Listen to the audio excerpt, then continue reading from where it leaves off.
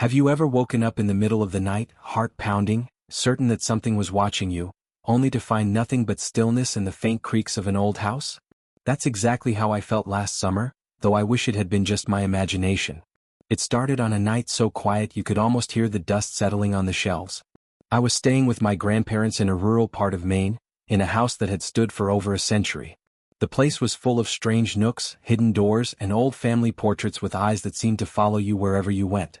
I was used to the building's odd quirks, like floorboards that groaned for no reason and the damp, chilly draft that wove through the hallways, but that night was different.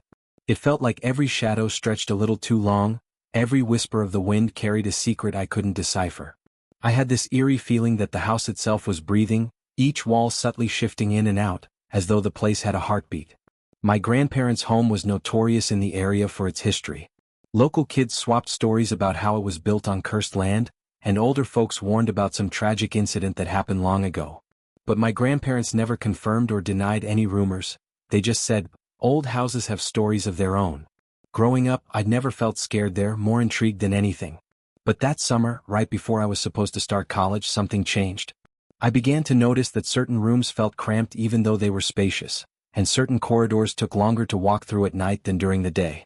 At first, I chalked it up to my nerves. After all, I was about to leave home and start a new life.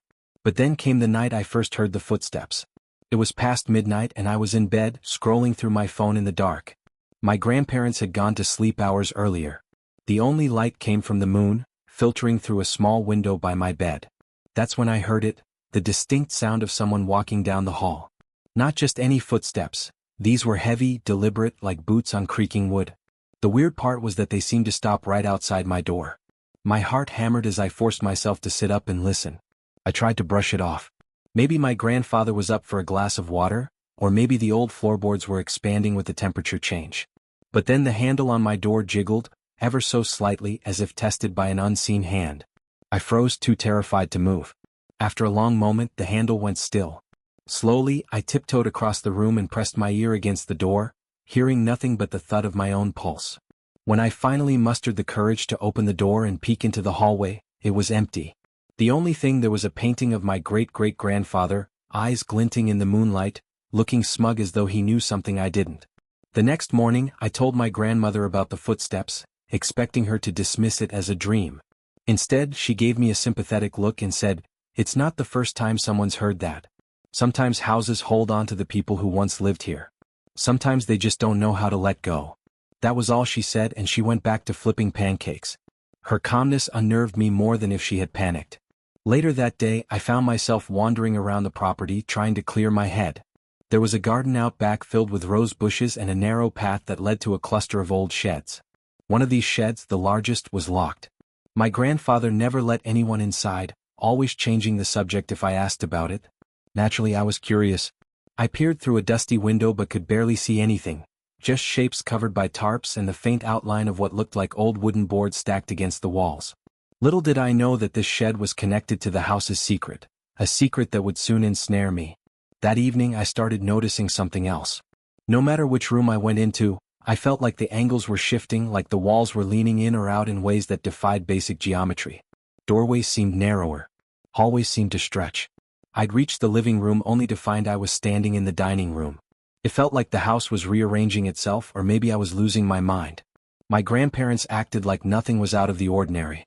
But I saw the flicker of worry in my grandmother's eyes every time I mentioned it. She'd place a gentle hand on my shoulder and whisper, "Try to ignore it, dear." As if ignoring a house that might be alive was even possible. On the third night, things escalated. I was lying in bed again, restless, replaying the day's oddities in my head. The wind was howling outside, rattling the windows, when I heard a voice whisper my name. It was faint, like a breeze passing through the cracks in the walls, but I was sure it was my name. I sat up, heart racing. Then it came again from behind the wall near my bed, barely audible. "Come here." I scrambled out of bed and rushed to turn on the lights, but the bulb flickered and died instantly, leaving me in darkness. I lunged for my phone and turned on its flashlight, scanning the room. My breath caught in my throat. The wallpaper near the foot of my bed was peeling in long, jagged strips, revealing old wood underneath. The wood was carved with strange symbols I'd never seen before. They looked like a series of interconnected circles and lines, forming a pattern that made my skin crawl just looking at it. I wanted to scream for my grandparents, but I was paralyzed by fear. That's when the whisper came again, this time from the corridor outside. Without thinking, I followed it. I stepped into the hallway, phone flashlight trembling in my hand. The air was thick, almost suffocating, and a foul odor like rotting leaves assaulted my nose. The whisper guided me to the staircase leading to the attic, a place I'd rarely gone because it was always locked. Tonight the door stood ajar. My flashlight revealed dusty steps that vanished into darkness. I had this overwhelming sense that if I climbed those stairs, I'd discover something horrifying. But I also felt compelled to do it, as though the house itself was beckoning me. Each step groaned loudly under my feet. When I reached the top, I found a cluttered space filled with old furniture, trunks, and boxes. Cobwebs hung like curtains, and the only light came from the moon through a single attic window. Then I saw it, a massive mirror leaning against the far wall, its surface covered by a dusty sheet. I moved closer, and my heart pounded so violently I could feel it in my ears. Slowly I pulled the sheet away. The mirror's surface was cracked in multiple places, reflecting distorted versions of me and the attic around me. But in one of those fractured reflections, I saw a figure standing behind me, a tall shape with hollow eyes, so close it could have reached out and touched my shoulder. I spun around, shining my flashlight wildly, but there was no one there. When I looked back at the mirror, the figure was gone. Yet the sense of a presence lingered like static in the air. That night I barely slept. My dreams were plagued by the image of that figure. By morning, I decided I had to confront my grandparents. I found them in the kitchen, quietly sipping coffee, their faces grim. Before I could say anything, my grandfather motioned for me to sit down. "We've known for a while something's off about this place," he said. "The house, it's got a history, a dark one. People talk about curses, but I don't know if it's that simple. All I know is that it has a way of following those who live here. Even when you leave, it finds a way back into your life." My grandmother took my hand and squeezed it. "Your grandfather and we tried to protect you from it. We thought maybe if we just lived quietly, it would leave us alone. But it's getting stronger. It's drawn to you, maybe because you're young and more open to these things." Their words left me cold. How could a house follow anyone? We talked for hours, and they told me stories that chilled me to the bone. How their own parents heard voices in the walls, how neighbors swore they saw windows glowing at night when no one was home, how sometimes the house's layout changed so drastically that it felt like stepping into another dimension. One distant cousin had tried to burn the place down, only for the fire to mysteriously die out before causing any real damage. Another relative had moved across the country to escape it, only to find images of the house etched into their nightmares, day after day, until they ended up returning. My grandparents had stayed out of resignation, feeling trapped. Now it seemed I was the new target. I decided I couldn't just sit there and accept it. I was determined to fight back, or at least uncover the truth. That evening I snuck into the locked shed out back. It took a bit of effort to pick the old lock, but desperation fueled me.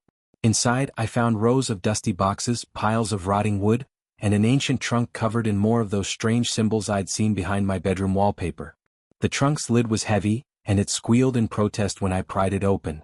Inside were old journals, newspaper clippings, and photographs so faded you could barely make out the faces. One clipping caught my eye, a headline from 1903 that read, "Tragedy at the Blackwood Estate." The article described how a family of 7 had lived in this house, then called the Blackwood Estate, and one night they all vanished without a trace. The only clue left behind was a series of bizarre symbols carved into the walls and floors. The townspeople believed it was the work of a vengeful spirit or a dark ritual gone wrong. My heart pounded as I flipped through a journal written by someone named Samuel Blackwood. His entries were frantic, describing how the house spoke to him, how it demanded certain offerings, how it twisted the corridors at night to lead him to hidden rooms filled with bones and old, rusted chains. The final entry ended abruptly, "I can't leave. It won't let me. If anyone reads this, you must destroy the house or it will keep feeding. We are its children now." The date of that entry was the same date the family supposedly vanished. I felt sick to my stomach, imagining what had happened to them. Was this the same presence now stalking me? After reading everything, I rushed back to my grandparents, practically throwing the journal and clippings onto the kitchen table. They stared at the documents with a resigned sadness. "We know," my grandfather said quietly. "We found all this years ago. But there's nothing we can do. People have tried everything, demolishing it, burning it, exorcisms. It always comes back. The house, it's like it has a mind of its own, and once it sets its sights on you, you can't escape." I refused to believe that. I declared I'd move out that very night, go back to my parents' home in another state and never return. My grandmother gave me a tearful hug and said, "You can try, dear. But if the house wants you, it will find you." I packed my things in a frenzy, ignoring the oppressive feeling that each room was closing in on me. The walls seemed to loom, the floors vibrating with an undercurrent of malevolence. I could almost hear it breathing, a deep, resonant hum that pulsed through the air. As I drove away, I felt a knot of dread loosen slightly. I told myself I was free. Yet, even as the house disappeared in my rearview mirror, I had the unsettling sense that it was watching me leave. I moved in with my parents in a suburban neighborhood hundreds of miles away, but the nightmares followed. Every night, I dreamed of wandering through endless hallways, doors slamming behind me, voices calling my name. In the dreams, I always ended up in a room that had no windows and only one door, the door I had come through. But whenever I tried to open it to escape, I'd find myself back in the same hallway, trapped in a loop. At first, I dismissed it as anxiety. But then I noticed something strange about my parents' house. The layout started to feel off. Hallways seemed longer than usual. Doors led to the wrong rooms. My mother insisted everything was normal, but my father looked uneasy. I caught him once standing in the hallway, staring at a wall as if he was expecting it to open up. When he noticed me watching, he just shook his head and walked away. One afternoon, I heard a scraping noise in the living room. I found a loose floorboard near the fireplace. Underneath it was a small, folded piece of paper covered in those same cryptic symbols. I felt a jolt of recognition, followed by a wave of nausea. How had these symbols gotten here? It was like the house back in Maine was spreading, creeping into this home. In a panic, I called my grandparents, but there was no answer. I tried again and again. Finally, my grandmother picked up, her voice trembling. She said the house was acting up more than ever, that doors were slamming on their own and windows were shattering without explanation. She told me they might have to leave, but they were afraid it wouldn't make a difference. Before she could say more, the line went dead. I tried calling back, but the phone just rang and rang. That was when I realized something horrifying. The house was indeed following me, or perhaps I had brought its presence with me. And now it was haunting not just me but my entire family. Determined to put an end to this, I decided to return to Maine. My parents begged me not to go, but I couldn't stand the idea of endangering them. If the house wanted me, I'd face it on my own terms. I drove back through twisting country roads until I reached the familiar looming silhouette. My grandparents were gone, no note, no sign of struggle, just the echo of emptiness inside those ancient walls. The house looked different, larger somehow, like it had grown an extra floor or expanded sideways. Windows I didn't remember lined the walls, and the front door was wide open, as though inviting me in. Stepping inside felt like crossing a threshold into another world. The interior was dimly lit by candles that flickered with no apparent source of ignition. The floors were covered in dust, and the air was thick with decay. I called out for my grandparents, my voice echoing in the silence. That's when I heard the faint tapping like fingernails on wood, coming from the upstairs hallway. Despite every instinct screaming at me to leave, I followed the sound. I found the hallway lined with those old family portraits. But the faces in the paintings had changed. Their eyes were gone, replaced by black voids, and their mouths were twisted into silent screams. My skin crawled. At the end of the hallway was the attic door, open again. This time, a cold, blue light spilled out from above, illuminating swirling dust motes. I climbed the stairs, each step a new surge of dread. The attic was transformed. The clutter was gone, replaced by a circular pattern of symbols drawn in chalk on the floor. Candles burned at the perimeter, their flames dancing in an unseen breeze. In the center of the circle lay a massive old book, bound in cracked leather. Its pages were covered in the same runes and symbols, some of which matched the ones from Samuel Blackwood's journal. I knelt down, hands shaking, and flipped through the pages. The text was written in archaic language, but I recognized enough to understand that it was some kind of ritual, a binding spell or a summoning. As I read, the candle flames shot up, nearly touching the rafters, and the temperature in the room plummeted. My breath came out in visible puffs. Then the presence I'd felt all summer manifested. A shadow stretched along the wall, forming a tall figure with hollow eyes. It moved in unnatural jerks, like a puppet on tangled strings. I tried to speak, but my voice caught in my throat. The figure extended a hand toward me, and I felt a force compelling me to step into the circle. My mind screamed for me to resist, but my legs moved on their own. I was in the center now, the old book at my feet. The shadow figure towered over me, and I felt its cold essence invade my senses. In a moment of sheer terror, I remembered the note in Samuel Blackwood's journal: "Destroy the house or it will keep feeding." But how do you destroy something that refuses to burn, refuses to break? Summoning every ounce of courage, I grabbed a nearby candle and held it to the pages of the old book. The flames licked the paper, and to my surprise the book ignited. A shriek tore through the attic, a piercing, otherworldly scream that rattled the very walls. The shadow figure recoiled as though the flames were burning it directly. The candle flames around the circle grew into towering infernos, and the floor began to shake. The house groaned like a wounded beast. I felt cracks forming beneath my feet. The entire attic started to collapse. In a rush of desperation, I sprinted for the attic stairs, stumbling and half-blinded by smoke. The shadow figure lunged after me, its elongated arms reaching, but it couldn't cross the ring of flames. With one last glance back, I saw the figure writhe in agony as the entire attic was consumed by fire. I dashed down the stairs, through the hallway, and out the front door just as the roof caved in with a deafening crash. Outside, the sky glowed with an unearthly light as the house was engulfed. I stood there, trembling, half expecting the flames to die out like they had before. But they roared higher, devouring the cursed timbers. In the flickering light, I thought I saw shapes writhing within the flames, faces contorted in agony, arms reaching out as though seeking release.